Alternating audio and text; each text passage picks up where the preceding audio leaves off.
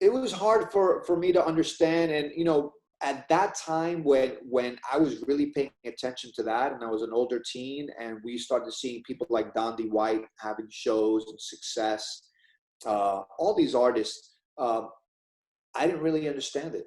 I thought a bit, or me, and we were a bunch of knucklehead kids at the time. We cared about were the trains. If it wasn't the trains, like, we thought walls were silly. We thought painting on the streets were silly. We thought the trains were where it's at, because the trains would get your name around, you know, and the trains were where we felt there was a very strong um, history, and we wanted to participate in that history. And we felt that people that were leaving the train movement to go on to be commercial artists were sellouts, that they had totally sold their soul for money, and that this movement wasn't about doing that. It was about painting on the trains and sharing in this camaraderie that you could only get if you participate in the train movement. And so we got into arguments with those guys.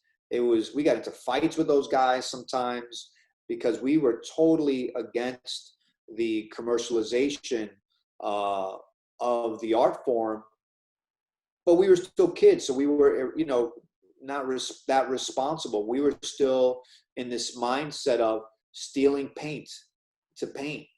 We were in the mindset of stealing everything if we had to avoid work.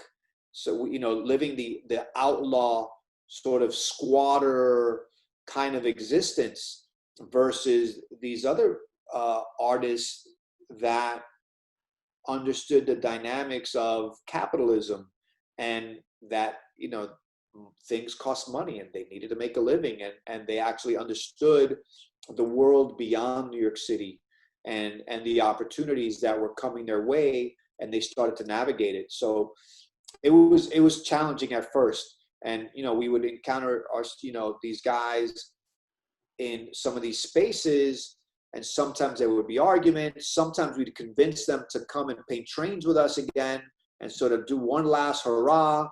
So we were trying to convince them to, like, come and hang out and do the things that we grew up seeing them do.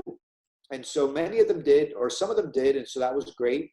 But eventually, we all sort of fell into this time and this movement where we're all adults now, and everybody's trying to make a living. And will this art form provide a living for the artists that were painting trains? Many artists quit after they stopped painting trains, and retired from art altogether.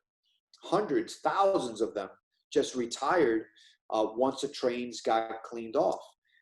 There were a few diehards like myself that continued, and then there were a few that sort of saw what the generation before us did and decided to go that route.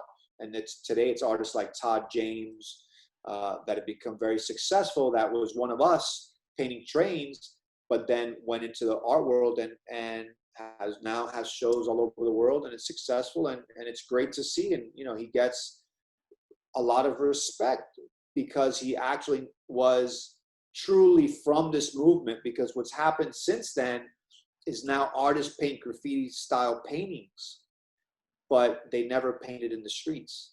They never painted on trains. And so that's even a bigger divide than leaving the trains to go to the gallery. So a lot has changed in the past 40 years as far as this art movement goes, with everybody, since it's gone global.